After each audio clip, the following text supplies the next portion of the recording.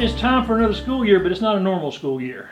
Have you, in all your years in education, have you ever seen anything this uncertain and unsettled? No, it's a unique experience that we're all going through, and I had a principals meeting last week, and I told the principals that as bad as it is, it's a great opportunity for leaders, principals, superintendents, school boards to face the challenge, and we'll get through this. This will be something that they can tell their grandkids about, and that they survived the COVID educational challenges. But yes, to answer your question, no, this is my 44th year, and I've never, ever seen anything like this. What are the uncertainties we have right now here in the middle of July facing the fall? Well, one of the issues we've tried to, clarify is you get a lot of different information, depending on whether it's the State Department or DHEC or, what other states are doing. I think there's just so many unknowns right now.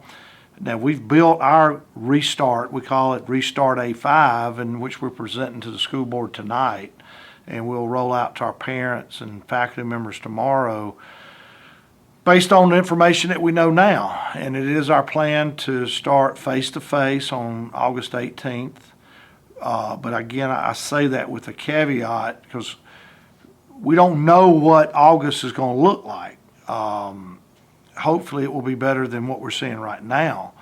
And we can start face-to-face. We're giving our parents an option to have a virtual academy or face-to-face with all the protocols that are in place to ensure that the safety is reasonably, that we can reasonably do. And we can get into those specifics in a moment, but that is our plan. Our parents will be asked, do you want to go face-to-face or you want a virtual academy? And if you sign up for the virtual academy, then you're all in. You can't bounce back and forth between one or the other. You're in for the year or you're not. And then in the event that it becomes a very high proliferation of the virus and we have to go to e-learning, then all schools would go to e-learning, but the virtual academy would still stay virtual academy. And there's some confusion out there. The virtual academy is not e-learning. It's a program that we purchase, like a user fee. It's facilitated by a teacher. So it's and a lot of districts are using it. It's lined up with our standards in South Carolina. Our hope is once we do start, if we have to go to e-learning, it'll only be for short windows.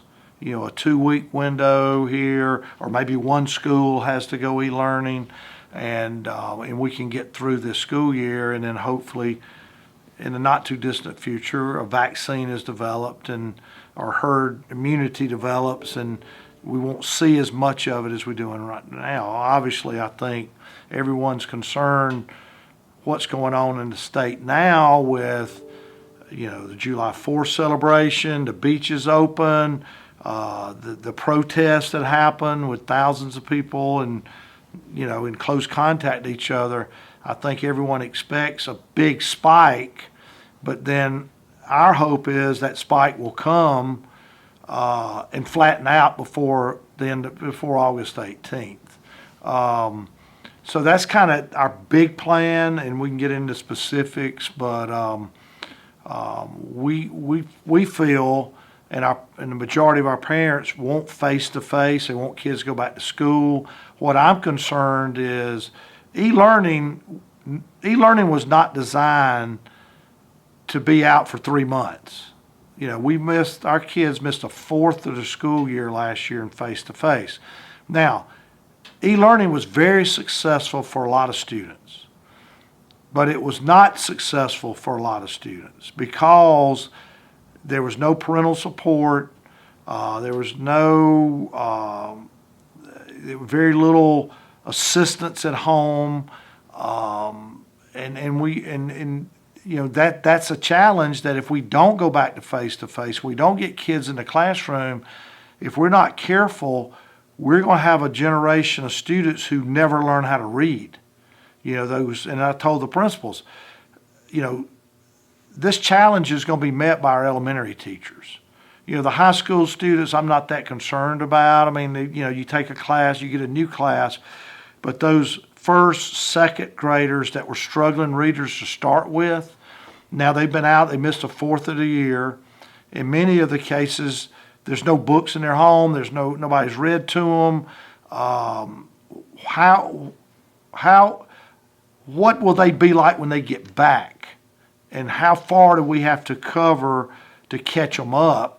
And if we're out again, hopefully we won't, but if we were out again for another 3 or 4 months, they may never learn how to read. And then in 7 years from now, 8 years from now, we're going to have a lot of kids in this country that, as a result, will be functionally unemployable because they never developed those reading skills to graduate from high school, to get a job or go to college or, whatever. So the stakes are extremely high. I bet identifying those kids is much more difficult. Like the new kids coming in that may have problems for an e-learning teacher trying to identify which kids are struggling would be more of a challenge, wouldn't it? Yeah, we're going to do assessments when they get in to see where they are, through our map assessments and different things. But I'm really concerned about the elementary students because we need to get them in with face-to-face and working with teachers. And again, a lot of our kids were great with e-learning because they had the support at home. They had the technology, they had, people working with them, and a lot of our kids did not. And, and I rode on, some of the buses or followed the buses as they gave out food. And we went in some areas that it was pretty obvious that getting that meal was very important because of, poverty, just some generational poverty that we faced. And we served over 900,000 meals, breakfast and lunch during that time. So our hope is to, if parents want to make that, we had around, I think, 2,600 families said they were interested in the virtual academy. They want to see exactly how opening up will be before they make a decision, and that's what we're going to do this week. But it's a challenge. Bus drivers are going to be a challenge? Is that? Well, yes. We are going to require, obviously, all staff members will wear a mask at appropriate times. I'm not saying they got to have it on, every minute, but if they're working alone or whatever, or we're going to do everything we can to reasonably socially distance the students. Some arrangements of furniture. One of the challenges we have is lunch and also buses. So in lunch, what we're doing is we're allowing, each school's different, how they're set up, the size of the cafeteria, what space they have. And in many of our elementary schools, they will eat in the classroom.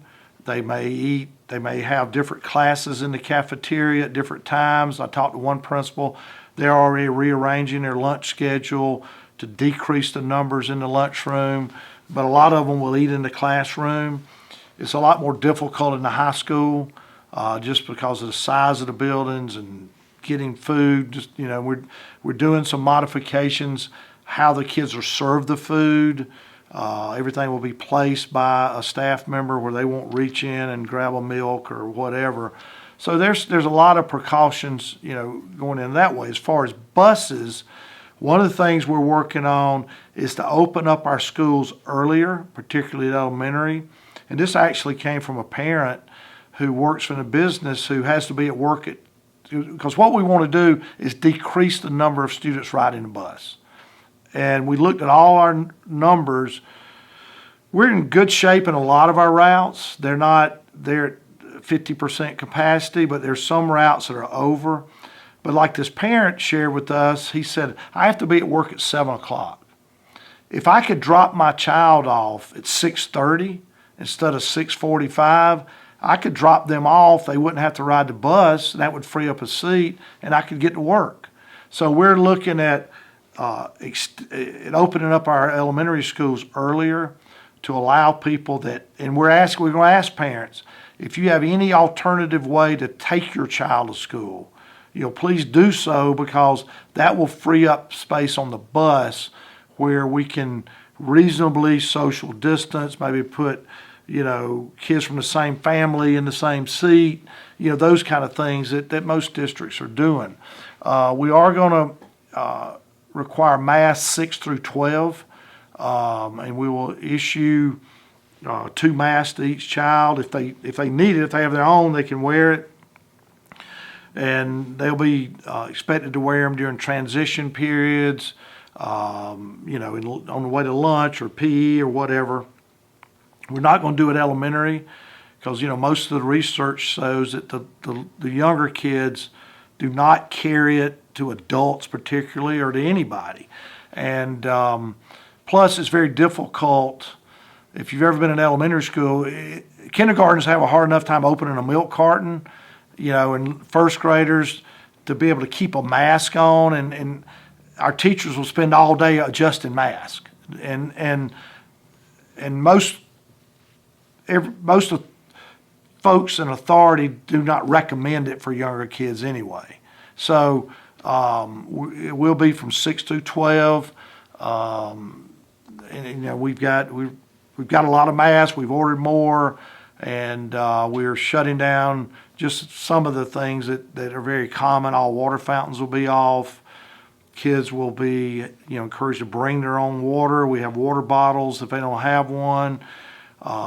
We still will have recess, but there'll be no balls, no playground equipment. It's basically go out and jog around and get some fresh air and exercise. I jokingly said PE will be pretty much like boot camp, exercise, calisthenics, jogging, no balls, no basketballs, no volleyballs, which probably will be good for a lot of our kids to get exercise and really get exercise. And so, there's some upsides to it that I think it may help some of our kids physically to exercise. But it's been a challenge. We still don't know about sports. That's going to be the big ticket. There's all kind of ideas out there. Are we going to cancel it? Are we going to, flip everything where football is going to be in the spring? Because it's more of obviously a contact. It's hard to social distance in football. So we're still waiting to hear from the high school league. We certainly want to have sports. We feel like if we don't, we're going to lose some kids, because sports keeps a lot of kids in school and keeps them coming. All research holds that out. So most research suggests the grades are better when you have sports. Absolutely, and grades are better when they're in the band or they're in whatever thing they're in. Their grades historically are higher. Will there still be band? I didn't think of that. Yeah, we still have band. We're looking at some things with instruments, and you can't have 15 tubas or whatever, so there was some sharing that we're trying to work through with that. But we want it to be as normal as possible. And will there be outbreaks we'll have to deal with? Yes. And we've been working with DHEC and our school nurses and to have a COVID room if a kid has displays the symptoms. But I do think that the sooner we can get them back, I think parents want it. We were not in favor of the hybrid model, going 2 days and then being off, because to me that doesn't help families. Because we've got a lot of folks, they got to be at work, and they got to have somewhere for their children to go. And and the reality is, a lot of our students will be more protected in school than they are now at home. As you look around the neighborhoods and the swimming pools and gathering up, and they're playing sports and they're doing things, we have guidelines that we have to follow in the high school league, but summer baseball and AAU ball and all this stuff they're doing, they're all just, together. So our principals have worked very hard. One thing about school principals is very creative, because you have to be, and I think they're coming up with some great ideas in their own, pertaining to their specific school. So those are a lot of things tonight we're going to share with the board, and a lot of it is, just our cleaning process we'll do, and disinfecting the buses, cleaning during the day, doorknobs and handles and those kind of things, which, there's still a lot of argument is, can you catch it from a hard surface? I don't know, but to be safe, obviously. But I think, and then if this thing flattens out and things get better, at some point, hopefully we can, get rid of the mask, and where the kids don't have to do it. And, that's the plan and the hope that we'll get to that point. Have you had any idea how much extra this is hitting your budget? I mean, you already have tight budgets, then suddenly you got all these additional precautions and other measures. Well, we got, monies through the CARES Act that we're paying for the virtual academy. We've bought disinfectant, we bought masks, there were 14 different categories you could spend the money in.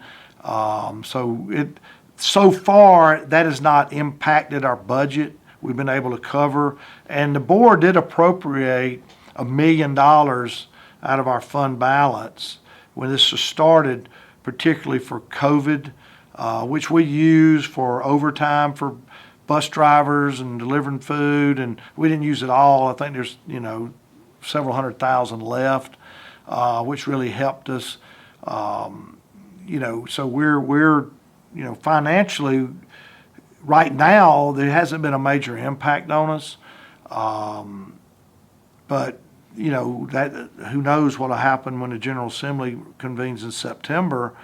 But the positive thing with this is really quite odd that our sales tax revenue for this April was more than last April. And now March was down, but April was actually over $100,000, I believe, higher than April of 19. Which, if you saw, a lot of things were closed, but I've never seen so many people doing yard work and home repairs and painting and, back when this thing started. So, because we were concerned, what is this going to do to our sales tax revenue? But April, hopefully May will be the same way, because we're 2 months in the rears collecting the money. But we were pleasantly shocked and pleased. Well, the virus is obviously the 800-pound gorilla in the room, but every year we talk about what you hit. Before this hit, what were you thinking about for the coming school year? What things are coming up? What goals do y'all have? What renovations? Anything in particular you're all working on? Well, you're right. COVID's kind of been the theme of the last few months. We are finishing some projects we'll be finishing some projects at Hannah on the visitor side of the stadium, some restrooms, concessions. We've done a lot of just typical maintenance things we do in the summer. And actually, the COVID allowed us to start earlier. We replacing a lot of flooring at TL Hannah, pulling up carpet, putting down tile. A lot of those halls were carpeted. How old is Hannah now? It was built in 92 or 3. And I think people forget it's been around that long. Yeah, it's an old, it's not a spring chicken anymore. And done a lot of work at McCants with HVAC and just, lighting and ceiling tiles and paint. And one of the hottest topics we had at McCants was fencing in that campus. And that was primarily a security issue, because people cutting across the campus to get from the public shopping area maybe up to Marchbanks and going through campus. So we fenced that off to protect that, and plus folks seem to think they could drive their cars anywhere they wanted to on that campus, and that's not the purpose of a school campus. So, Well, mechanics, before we get away from there, what about the property out there that's for sale? yeah, we still have it for sale. We've had a little interest lately on what we've told our broker is, well, whatever interest you got, bring it to us, and we'll determine, whether they wanted to buy a section of it or whatever. But that's kind of just, it's there. We're not really worried, stressing about it either way. And I would like to say mechanics now, folks are still encouraged to come out there and jog on the track. They can still practice softball or soccer and different things.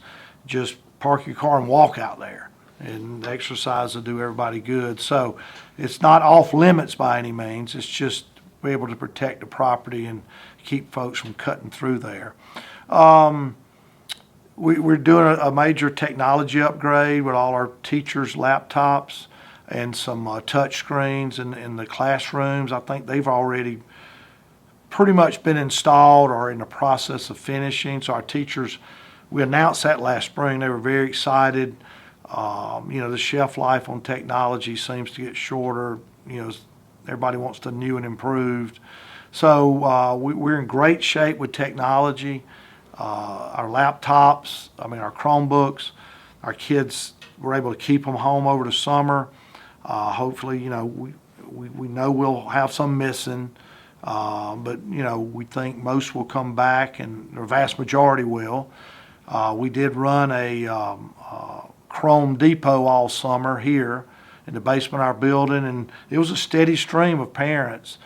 Something's wrong with the Chromebook, that we would examine it, if they could fix it, or the glass is cracked, replace it. If they couldn't, then they would give them another one.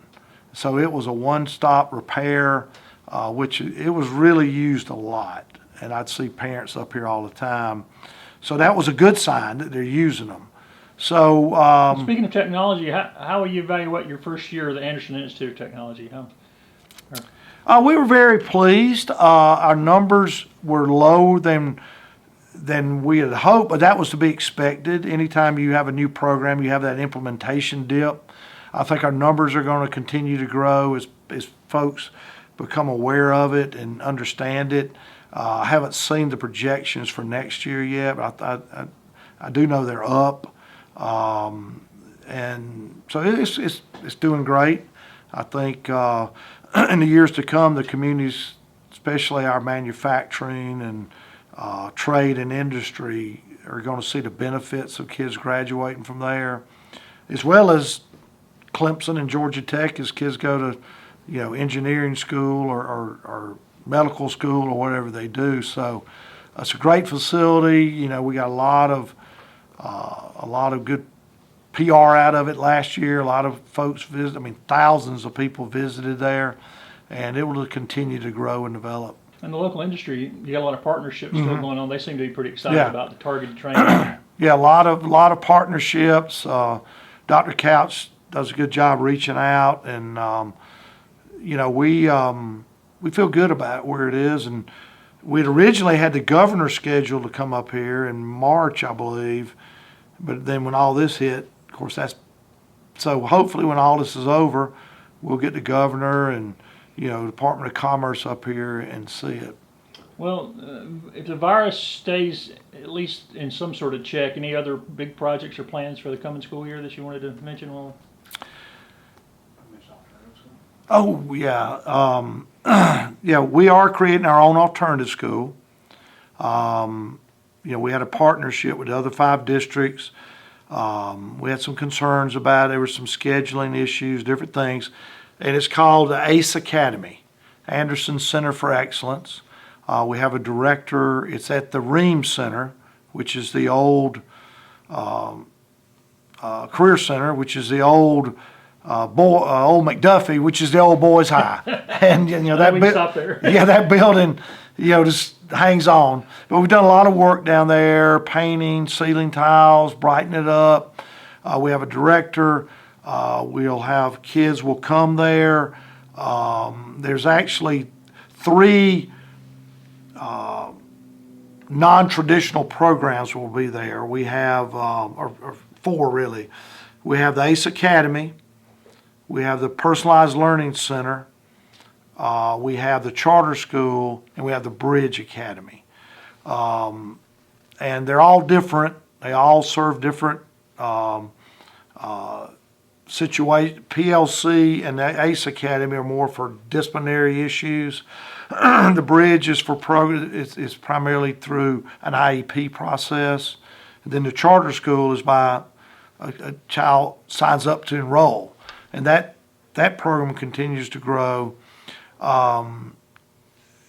We were changing our student disciplinary process, how you get sent or placed at the alternative school. We're kind of revamping all that, changing the format, how we did it. It will be more of a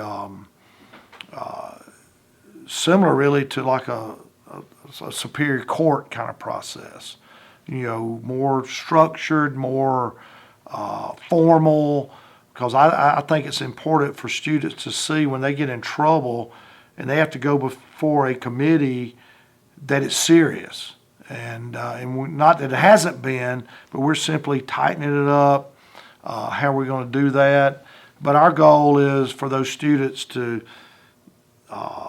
most of the students, as I say, 90% of the students get sent to an alternative school. We're just mad at them. They got in trouble. They did things. Unfortunately, from time to time, there's about 10% we're afraid of. Those students that are involved in gangs, drugs, weapons, and those have to be treated differently. And that's what we will do, because we've seen violence here. We had a girl at Westside that was shot and killed graduation night. So we take it very serious, and we're not going to tolerate gangs. We're not going to tolerate violence. We're not going to tolerate that kind of behavior, because that will bring a school to its knees. And and parents want to know, if I send my child to this school, everything reasonably possible is done to provide a safe environment. And it's the same with student discipline. It's the same with COVID. And that's what we're trying to do. Now, there'll be folks that will disagree with what we're doing. That's just the way it is. There'll be folks but we do feel good. They actually have three options. They can come back face to face, maybe more than three. Face to face, they can do the virtual academy, they can homeschool, or they can enroll them in a private school, a church school, or whatever. We think from our surveys, the vast majority are going to come back face to face. And we pray every day that this virus will flatten out, and it's all, everything's wrapped around the whole, everything's become politicized with it, no matter what side of the aisle anybody's on. And so but like most things, schools are caught in the middle, and we have to deal with, both sides of that issue, and that's what we're trying to do.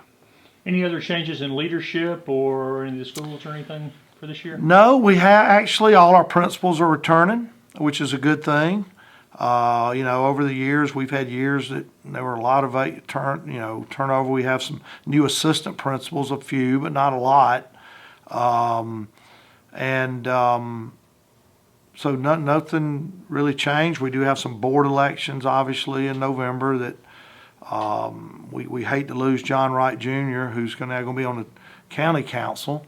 And he was a great board member, is a great board member, and wish him the best. And he was a pleasure to work with, and I know he'll bring a lot to the county council, and he's very level-headed and sees the big picture. So we'll see how that goes. It's going to be an interesting year. We just hope it goes as well as I believe we can make it. There'll be hiccups along the way, and it's things of a moving target.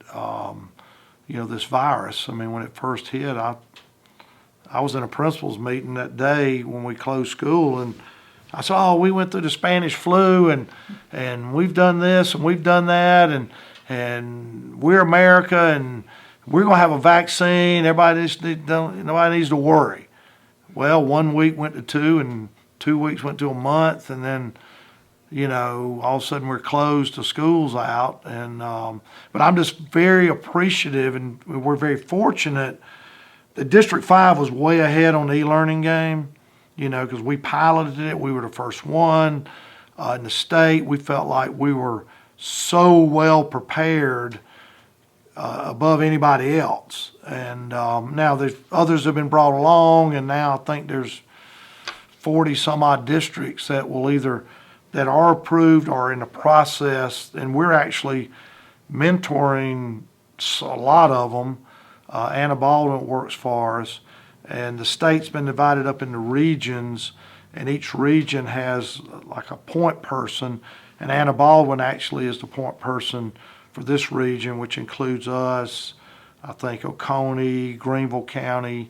So, that shows you that the value that the folks at the State Department of Education put in her expertise. But it was just, we were just blessed to kind of be out front on it, and it really served us well, and it served other districts too. I mean, a lot of them were scrambling with dittos, and now they've realized we got to up our game and get the technology, but we're very fortunate here, and our board is to be thanked because we had the technology, the machines, we had the infrastructure, but more important, or as important as all those, we had the staff to support it.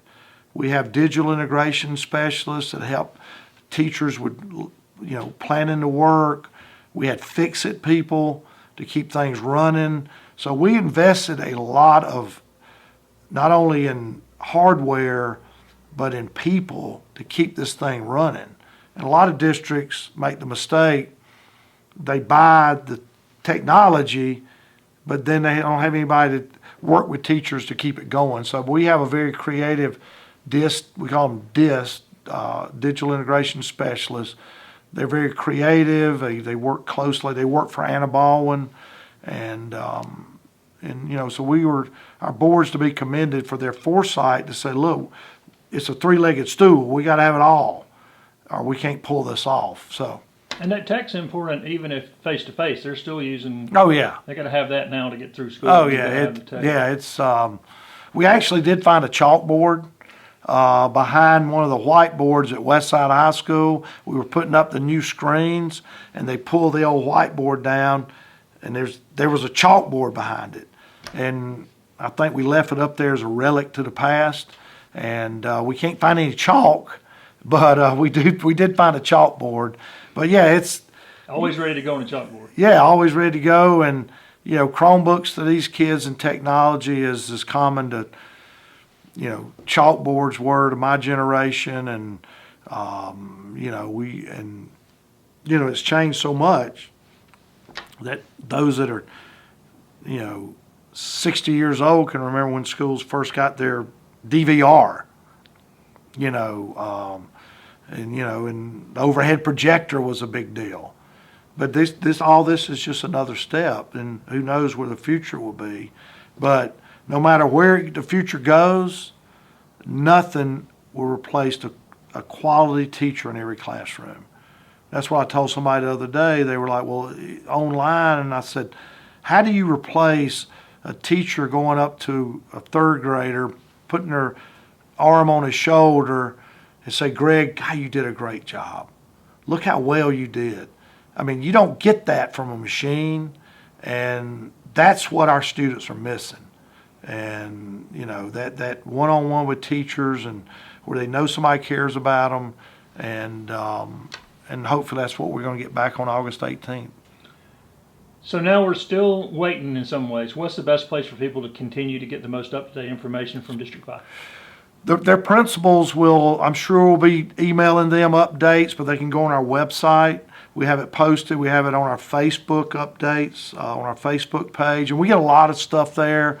Brooke Cole is kind of our social media guru, works with Kyle Newton and his division.